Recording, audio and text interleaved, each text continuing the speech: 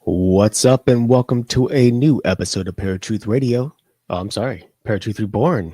Wow, that hasn't happened in a while. I know. You saw This me is, look. I did. This is a pre-recorded show on 107.7 FM New Orleans and United Public Radio Network. My name is Erik. And I'm Justin. And I was mistaken last week when I said we were going to have a guest. This week, it's actually next week where we're going to be having Richard Estep on. And we'll get into that at the end of the show. But I wanted to correct that now so nobody's expecting a guest. And now we just lost a bunch of listeners. Oh, no.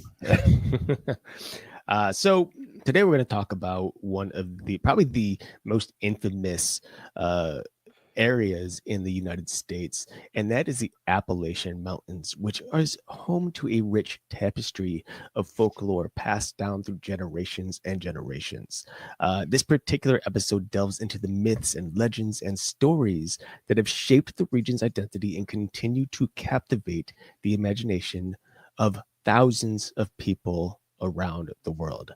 Now, the Appalachian Mountains is actually the oldest mountain range in the U.S. In fact, some believe, according to archaeology anyway, that the Appalachian Mountains are actually as big, if not even bigger, than the Rocky Mountains at one point.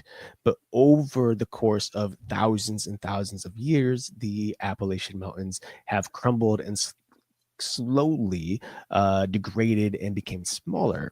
If you've ever driven through the Appalachian Mountains, you're probably used to the very smoky aspect to much of the northern part of it, north to like mid. I guess I would say mid United States to the north, because like the southern portion of the Appalachian isn't all that smoky. But when you're driving through the Appalachian Mountains, there tends to be a lot of humidity between them, and a lot of thunderstorms tend to prop up pretty regularly.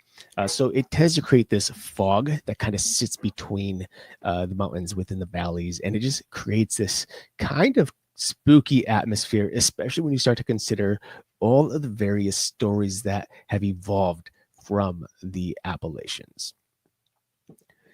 Now, the Appalachian region boasts a unique cultural identity shaped by its history, its geography, and the blending of Native American, European, and African American traditions.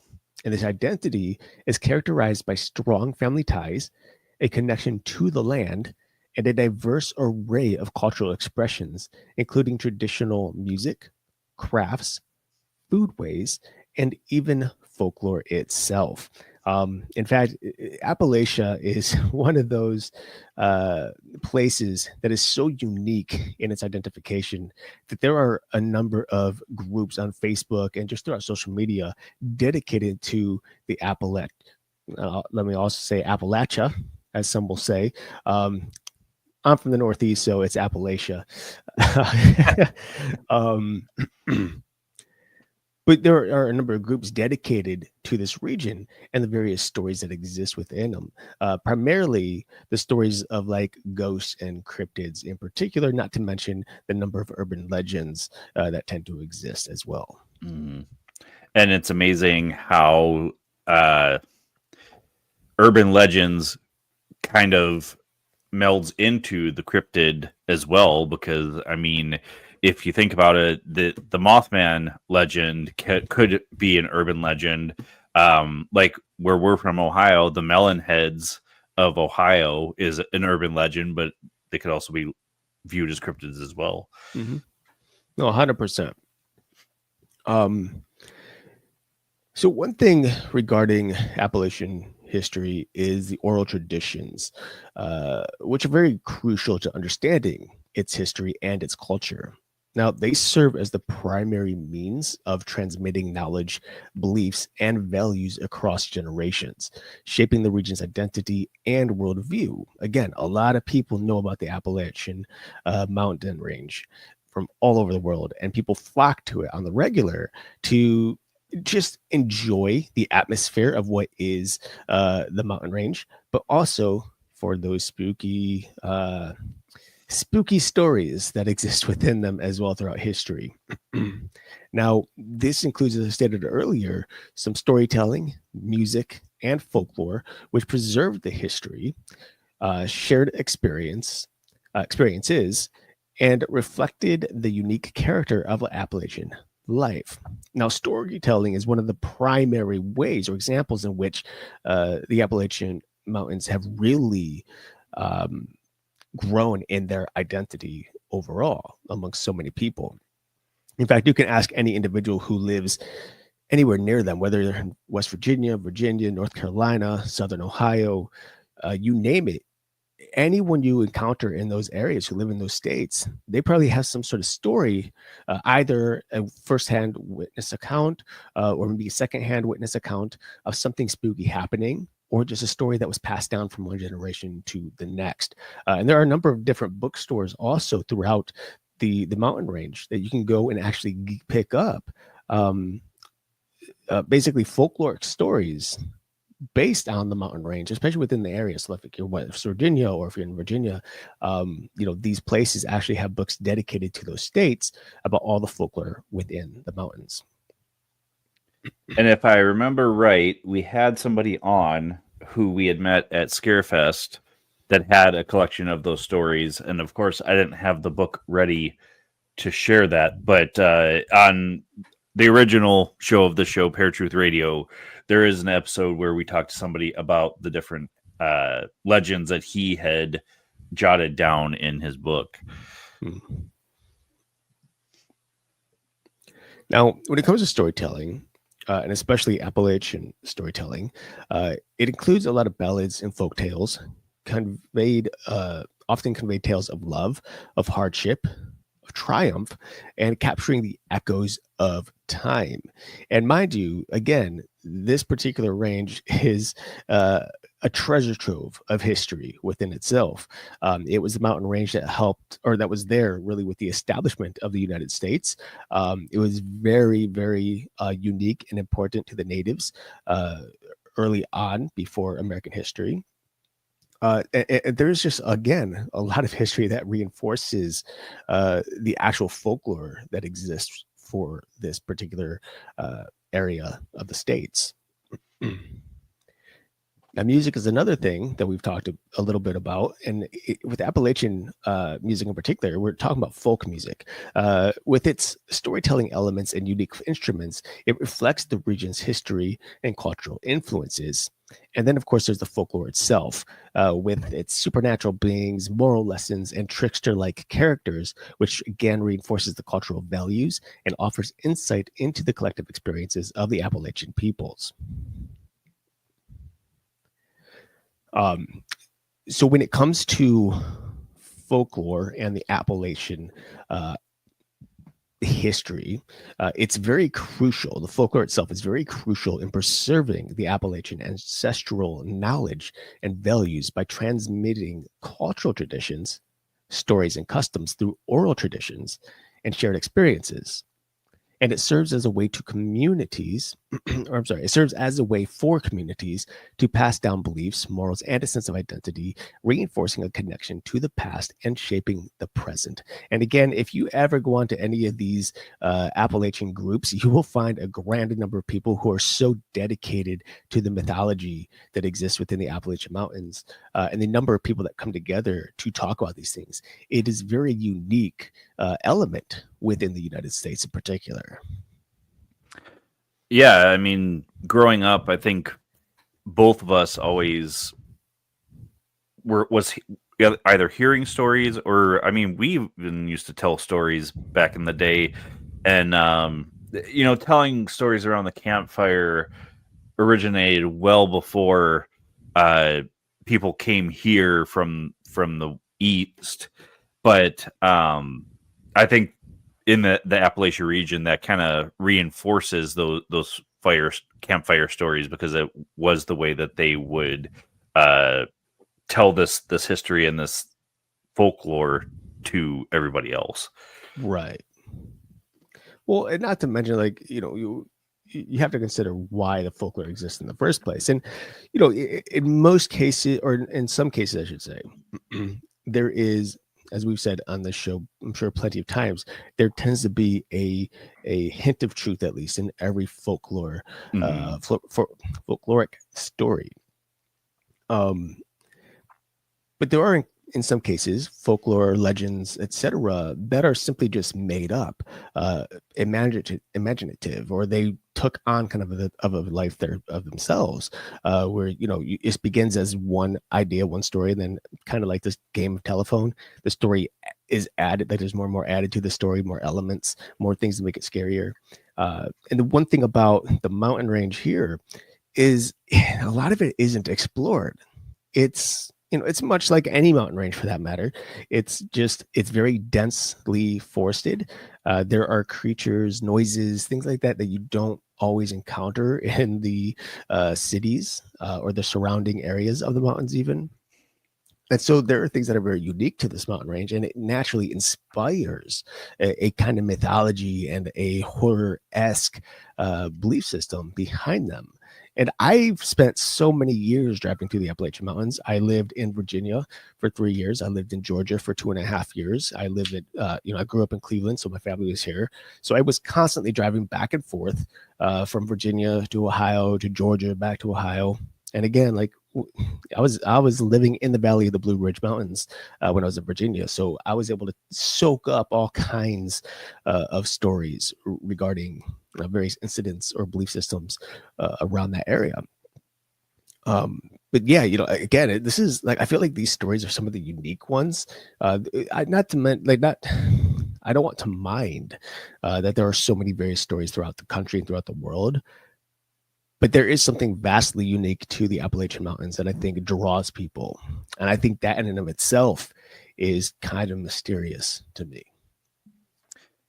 Well, and I mean, you have to look at, like you mentioned earlier, the rich blend of Native American, Celtic, European, African American folklore that influenced all of that area, shaped by the unique environment and history of the region. Native American traditions, particularly those of the Cherokee and the Shawnee, contributed to the Appalachian folklore through mythology, plant lore, and spiritual beliefs. Celtic influences largely from Scotch Irish immigrants, and that even comes out this way to North Dakota too, because there were a lot of Irish that were working on the railroads back then, so they migrated this way as well. But the folklore tradition isn't as dense here because it's not as populated here as it is closer to the East Coast. So, I mean, you've got the Native American and the Scotch Irish and the Germans here. But German folklore, it's a little bit different. They kept kind of secretive, kind of like Native American folklore. It's kind of secretive, kept to the chest type of deal. But the Scotch Irish brought storytelling, ballads, and musical traditions. European folk tales and superstitions, particularly those from England and Germany, also played a significant role in shaping Appalachian folklore. Something when I was doing this research for this and got our show notes ready, I picked out some of the best ones. I shouldn't even say the best ones, the most popular ones. But there's so many.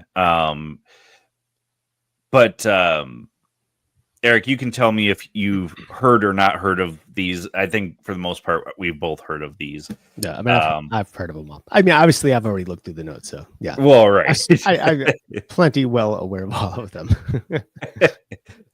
Well, the only one that I was kind of unfamiliar with was the Wampus cat. So, okay, that's not what I would have guessed. I would have guessed you were going to say like the mountain lights. Yeah, I was kind of familiar with those. So, but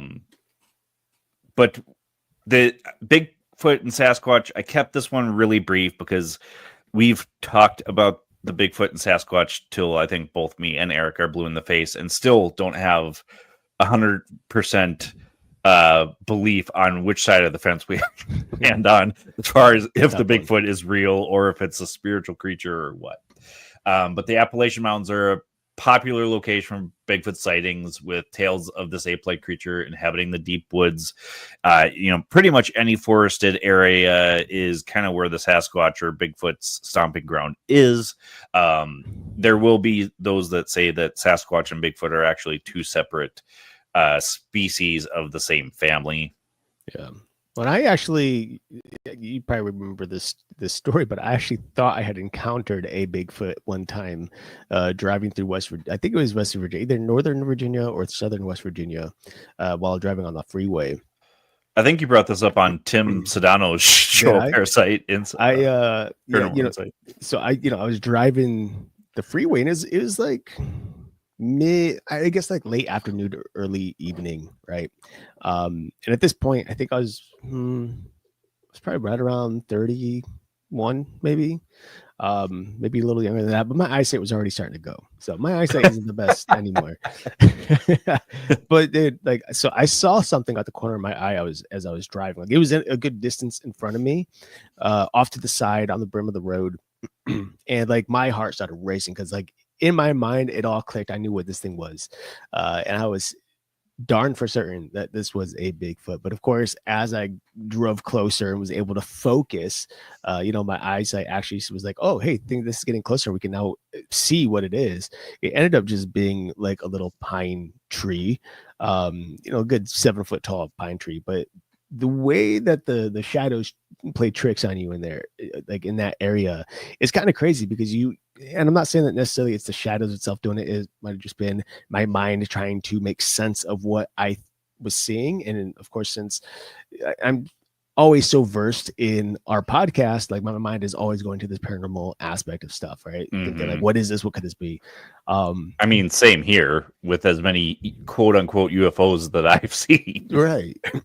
But like, with that said though, like, whether the sun is up at noon sky, or it's rising or setting, whatever, the mountains kind of play tricks on light refraction, especially when it's stormy weather or there's some clouds or fog. So sometimes they'll create a shadow and distort an image just slightly to make it look as if, in this case, it was like a bipedal creature walking. But again, as I've gotten close to it, I noticed it was just a tree. But for me, it was a step closer to a realization of a creature that may actually exist. But again, like Justin said earlier, to this day, I can't pinpoint whether or not I believe in the Bigfoot specifically. Right. Yeah. Well, and there's so many different theories out there now. Yeah, it's hard to believe any of them, or is it a mixture of all of it? Yeah. It's weird. Right. And that's part of the reason I think we got kind of burnt out with ParaTruth Radio, is everybody wants to throw these different theories out there, but nobody can pinpoint what the actual one is. All right. So the Wampus Cat. This is a cryptid from that is described as a large cat-like creature with a variety of physical characteristics, including those of a mountain lion or a cougar. So essentially a big black cat. Mm-hmm. Its existence is largely linked to the Cherokee and Appalachian regions, with some believing it to be a guardian spirit or the embodiment of a cursed woman, because there are tales of it walking on its hind legs. Well, and there's been some belief over the years that this Wampus Cat was something of an exotic creature in this case, like a Black Panther who was brought over to a certain area in the States early on, and it somehow got out and survived for a long time, or some sort of black cougar, which is relatively rare, or a black mountain lion for that matter. So there are a lot of various ideas or beliefs behind what the Wampus Cat is, and I think the majority of people do believe it to be an actual animal. Whether or not it's like a mistaken identity or just people don't know what it is. Maybe it's a creature that we have not yet discovered officially, because we've not been able to capture good photo or video evidence of it. Although I will tell you, if you look up the Wampus Cat photos and videos, you will find a good number of both trail cam photos, digital photos or phone photos from people. And also there is a couple of interesting videos out as well on the Wampus Cat, which is really intriguing and definitely does just look like a giant panther-like creature. And by like creature, I mean just looks like a black panther. But yeah, so Well, look at how many cryptids there are that are basically creatures that we did know existed, but were known to be extinct. well, Like yeah, the in Tasmanian tiger. right, 100%, and even to this day, we just learned recently that there's yet another creature that was identified that Mm-hmm. was believed to be extinct and no longer is. The region of the Appalachian Mountains is very dense with forest. There's a lot of springs, a lot of rivers that run through it. Most cities and whatnot are pretty distant from each other, so there's not a lot of space for us. Let me rephrase that. There is a whole lot of space for us to cover as human beings, whether by air or by foot or vehicle. By vehicle, you're only going through a certain portion of these mountains. By air, you're again kind of restricted to airspace that is legal airspace. And by foot, you can only go so far with the right parameters and the right, food sources and things like that, enough to sustain you for a certain amount of time. But the simple fact is, many of these creatures, like the Bigfoot, and in this case, the Wampus cat, if the Wampus cat is indeed just like a panther, cougar, mountain lion, something like that, it's likely not going to sit around when it hears people coming towards it. Its instinct is going to be to turn around and run away basically and hide. Mm-hmm. And especially if there's only one or just a few of them, they're less likely to approach civilized areas. So again, trying to find these creatures is very difficult, and so a lot of it is just based on a little bit of luck, and that's it. So again, the videos and the photos that we do have online, though they're not always very clear, I think at least in terms of the Wampus cat, we do have some decent evidence to support that it is indeed a cat of some sort. Just specifically what type of cat it is, that's just up in the air. Right. All right. The next one on my list is the Brown Mountain Lights, a mysterious phenomenon often described as bright moving lights seen from various vantage points on and around Brown Mountain in North Carolina.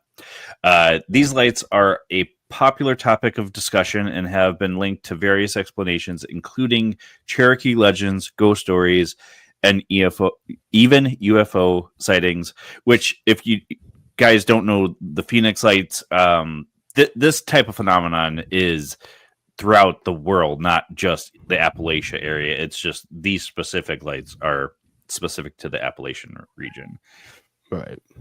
The next one is the Bell Witch, which is a famous folk legend centered on a haunting that allegedly occurred in northwest Robertson County, Tennessee, between 1817 and 1821. The story involves the Bell family, farmers along the Red River, and a mysterious, invisible spirit that terrorized them for several years. The spirit, known as the Bell Witch, was said to have the ability to speak, shapeshift, and be in multiple locations at once. This is another one that's like very high up on the mysterious factor, and one that a lot of paranormal enthusiasts and investigators are often interested in checking into. There are a couple of shows out on Travel Channel that have shown investigations of the Bell Witch. Ghost Adventures is one of them. They did a episode on the Bell Witch legend, and they did an investigation there, and it was definitely pretty interesting, pretty creepy. But there is a ton of lore on the Bell Witch, and it stems again, from 1817 to 1821, and then you imagine all the years after that, how the story has changed and transformed over time. Again, it's like that telephone thing. So this is one of those things where it's hard to pinpoint what is truth and what is fiction, but the Bell Witch is nonetheless one of the scariest things within Appalachian folklore, and one that many people do try, though they're interested in investigating, many others will purposely try to remain from even talking much about the Bell Witch or looking into it, in fear of the entity somehow manifesting itself. Correct me if I'm wrong, but was the Blair Witch Project based on the Bell Witch I have legend? No idea. Okay. I know the Bell Witch story has been used in pop culture a lot, especially in movies. I want to say the Blair Witch was based on that, but I can't remember. All right, last one for the cryptids or creatures is Mothman. Again, we've talked numerous times about the Mothman, but if you guys don't know what the Mothman is, it's the creature that was sighted in Point Pleasant, West Virginia. It's been cited numerous places, but it's a winged humanoid with glowing red eyes, and a lot of times is a omen for bad things to happen. Yeah, and that one is, I will say, there is plenty of supporting evidence for the Mothman. This is something that not only was investigated by a number of paranormal enthusiasts and nowadays pro investigators, but also by the FBI and by the police at the time. There are significantly interesting photo evidence of this creature. Whether or not it's true or they're falsified, I don't know. But I will tell you, I had the opportunity, for those of you who haven't, and I'm sure some of you listening have been here or maybe even live in the region, but in Point Pleasant, there is a little museum for the Mothman. And I'm sure a lot of you have seen the photos of the stainless steel Mothman statue. I've seen the pictures of people putting the quarter in its butt crack. Yeah, it's a weird thing. But if you were to take a moment, like if you ever get an opportunity to go to Point Pleasant and visit the museum, it is really cool. It's really interesting. It shares a lot of the original newspapers and articles that were published during the time of the Mothman sightings, as well as the individual cases that were opened up on the Mothman and how the police department went about trying to investigate it, as well as, like, of course, pop culture references, in which various movies or TV shows were inspired by the Mothman legend. And it is really, really, really kind of both cool but also unsettling, standing either where the original bridge was or just to the outs, just to the left or right of the original bridge, just thinking about what happened all those years ago and how many people lost their lives during this mysterious event in history. Yeah, and this is one that I think I have always thought is there's some truth to the Mothman. I mean, it's what it is. Yeah, you can't really tell. And I mean, there's people that even claim that extraterrestrial nature trying to warn us of bad things so that we can prevent them. I mean, people say that it was extraterrestrial, in this case, aliens. Some say it was an angelic being that was there to try to warn people. Some say it was a demonic entity that was there to cause destruction. There are so many different beliefs and ideas behind the Mothman and what it is or was. And of course, there have been sightings after the original Point Pleasant incident, and there are occasionally still sightings today, supposedly. I've not seen any significant evidence to prove that today, but nonetheless, there are plenty of stories that seem to suggest that it does happen to show up here and there. And we also see throughout the rest of the states and the world that there have been incidents where this Mothman seemingly has shown up again prior to some pretty nasty disasters.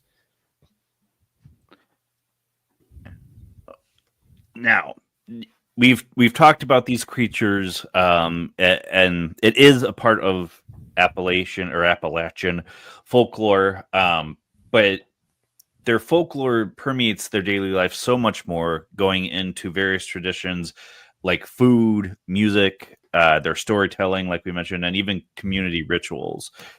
These traditions are deeply rooted in the region's natural environment and history, influencing everything from culinary practices to artistic expressions. I think first and foremost, the food and drink in the Appalachian region is, like we've been talking about, the folklore and everything else in this region is so unique, because it incorporates foraged foods, homegrown produce, and even wild game. Corn, beans, and meat are staples with recipes passed down through generations. I think as of late, we as in me and my wife, have been doing a lot of like southern beans, especially the red beans and rice from New Orleans. I love that recipe. But even cornbread, biscuits, and gravy, soul food basically is what comes up for this. And stews are common. Appalachian dishes. Plant lore also influences foodways, with some plants traditionally used for medical purposes or considered good luck, much like in witchcraft. Music, their folklore or folk traditions permeates through their music, including old-time music, bluegrass, and country. The banjo, fiddle, and guitar are key instruments often used to accompany traditional ballads and songs that tell stories of love, loss, and everyday life. Appalachian music also reflects the region's history and cultural influences, with elements of Native American, African, and even European music traditions. I will say this: I've never heard a song about the Mothman or Bigfoot, though. Not yet. Not yet. The storytelling aspect, we've already kind of covered all of that, but it really, all the folklore and all the passed down traditions of oral storytelling is super important in the Appalachian area. And then community rituals, which this one fascinated me because I'm not a huge I don't have a huge knowledge of that region for community rituals, but community gatherings and rituals are important parts of Appalachian culture, often centered around faith, family, and celebrations. Church services, barn raisings, and festivals provide opportunities for people to come together, share stories, and celebrate their shared heritage. These rituals help to strengthen community bonds and reinforce cultural values even to this day. Well, on top of that, another thing that is relatively popular in Appalachian culture and many cultures around the world for that matter is the use of charms and amulets and spells, which are often used as apotropic. I studied this word earlier today because I know I'm gonna be the one to have to say this word for some reason. For some reason, I feel like I'm gonna say this word. You're tapping into the ether, buddy. Dude, apotropaic practices. Say that 3 times fast. Basically meaning that they are intended to ward off evil and protect loved ones from harm. I'm sure many of our listeners probably have some sort of have been influenced in some way or another to kind of use amulets or charms, or are very, if you're anything like us, if you're listening to a paranormal podcast, you're likely superstitious to some extent. Many of our New Orleans listeners probably are vibe pretty well with this, I'd imagine. I know there's quite a few here in Cleveland. Cleveland is a very superstitious city. Ohio as a whole, I think, is a superstitious state. For sure.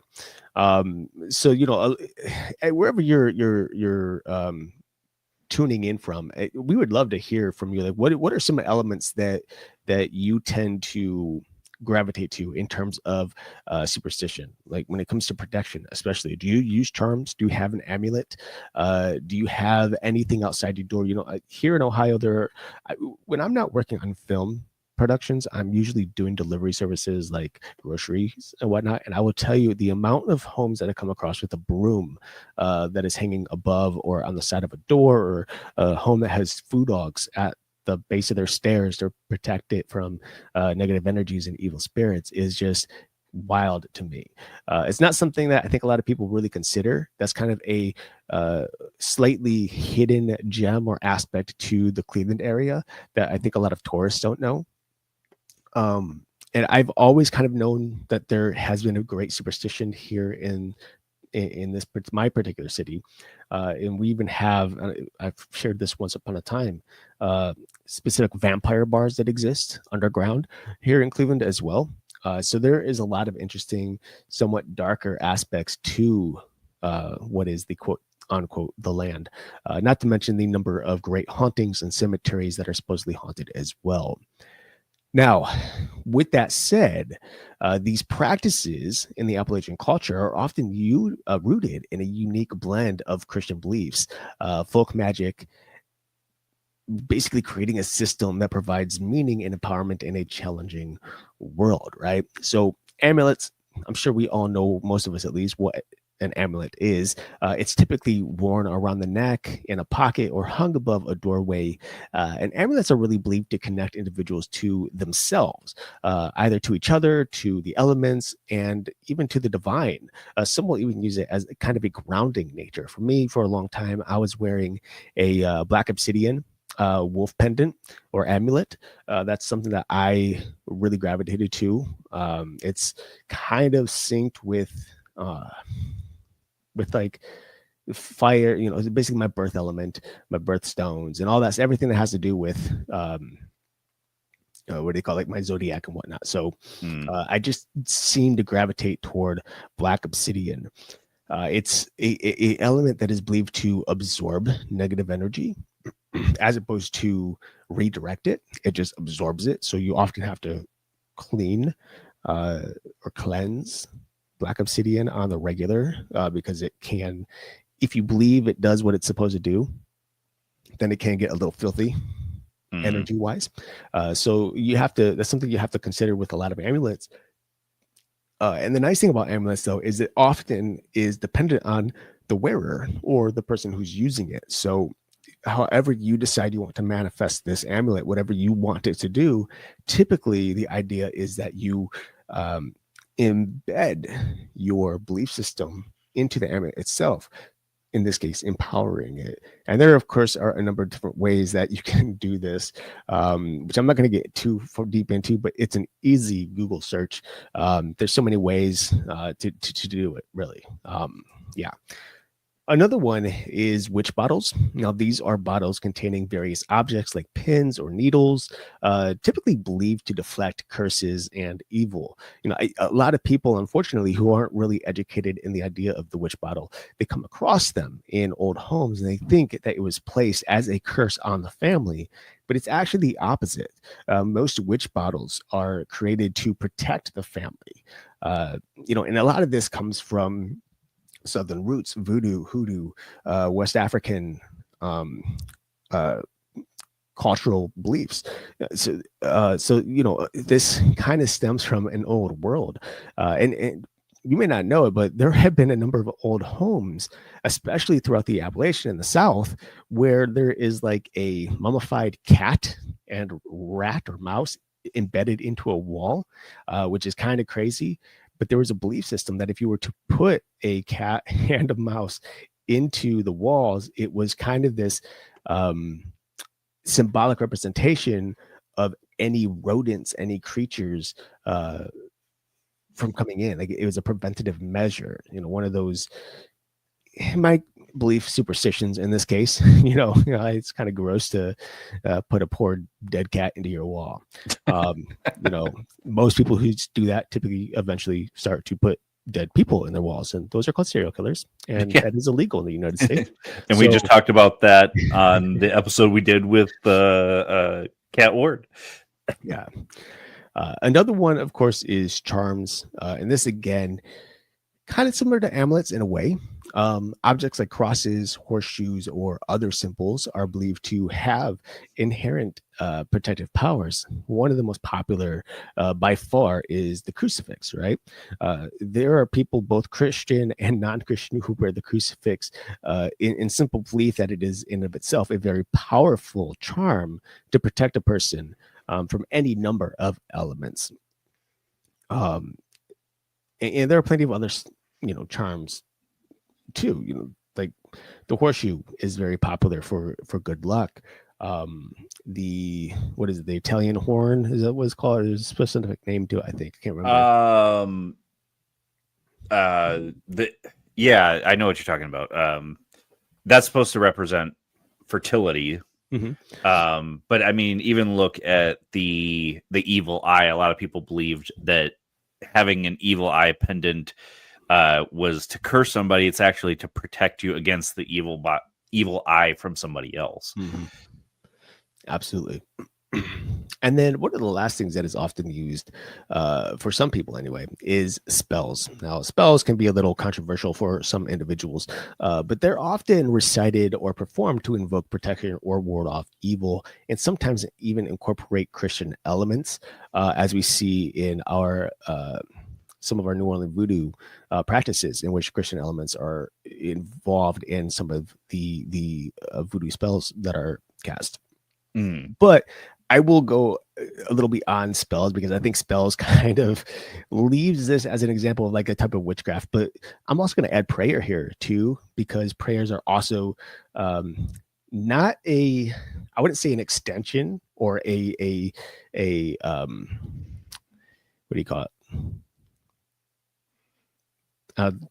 I wouldn't consider a prayer a spell, but I think there are some people who might in some way, because some spells that are conducted are very much done so in a prayer type way, often reciting a certain verse and then trying to manifest that or believe in that, which is kind of similar in some ways to prayer, in which you're reciting a certain verse or belief or an idea that you are hoping that God will bring to you, or any other entity that you might be praying to.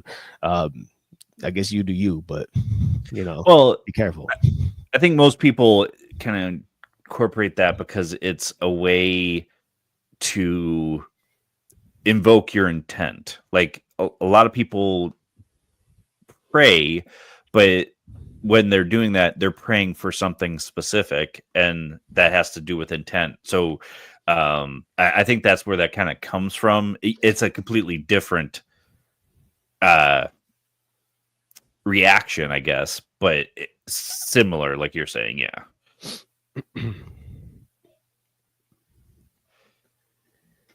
I can feel myself losing my voice here. Okay. For those of you who don't know, I am a little sick. I've been sick for a few days, so I'm trying to like fight through this. All right, I can go through the last of this because we kind of have to wrap it up here shortly, anyways. Folklore profoundly shapes a region's arts and craft traditions by serving as a rich source of inspiration, symbolism, and cultural identity. It influences the themes, techniques, and materials used in artistic expressions, allowing communities to reflect their values, history, and beliefs through tangible and performative art. Folklore becomes a way to preserve cultural heritage, convey narratives, and reinforce a sense of belonging. You see this in any culture that uses folklore, that it will be imbued in any type of art. Inspiration and symbolism. Folklore, with its stories, myths, and legends, provides a wealth of symbolic imagery and narrative structures that artists draw upon. Artists may incorporate specific folktale characters, motifs, or events into their work, giving it a unique cultural significance. Same can be said about stories. Here comes one of my hellhounds. For example, a folktale about a courageous heroine might inspire a sculpture or painting depicting a powerful female figure. It gives cultural identity and heritage to the region. Folklore acts as a tangible link to a community's past, allowing artists to create works that reflect their ancestors, traditions, beliefs, and ways of life. Art and craft become a way to celebrate and preserve unique regional identities, fostering a sense of pride and belonging within the community. For instance, a traditional weaving pattern might be adapted to create new textiles, carrying on the legacy of storytelling in craftsmanship. Techniques and materials. Folklore often dictates the use of specific materials and techniques that are associated with particular cultural practices, such as a folk belief about the medicinal properties of certain plants, might influence the selection of materials for a particular craft. Similarity, a traditional pottery technique might be passed down through generations, reflecting the expertise and knowledge accumulated over time. You kind of see that in pottery in Native American traditions. Performance and ritual. Folklore can also shape performance and art rituals where artistic expression is intertwined with storytelling, music, and dance. Again, you see this a lot in Native American culture where they are dressing in their Native American garb. They dance to represent the different historical events. And a